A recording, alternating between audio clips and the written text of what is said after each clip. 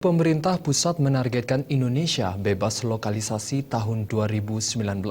Dalam 4 tahun ke depan, dipersiapkan sekitar 100 lokalisasi akan ditutup. Menteri Sosial Hovifah Indar Parawangsa mengatakan hingga saat ini ada 68 lokalisasi yang ditutup.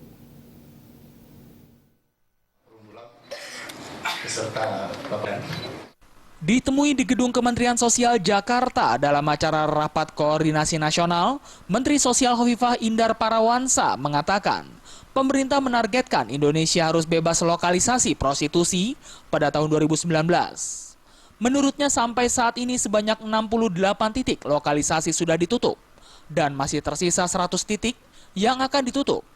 Mensos menjelaskan wilayah Kalimantan Timur terdata merupakan kedua terbanyak titik lokalisasi setelah Jawa Timur. Untuk itu rencananya lokalisasi prostitusi di Kabupaten Kutai Kartanegara, Kalimantan Timur akan ditutup semua.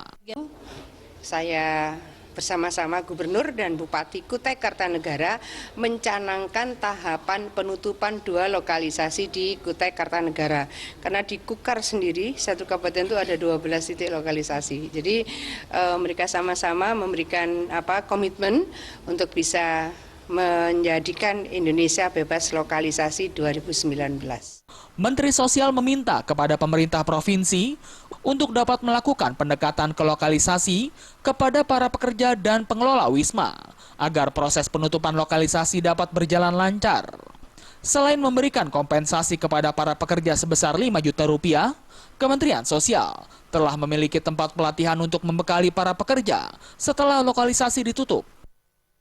Dari Jakarta, Nur Tanti Purba dan Adi Darmawan melapor.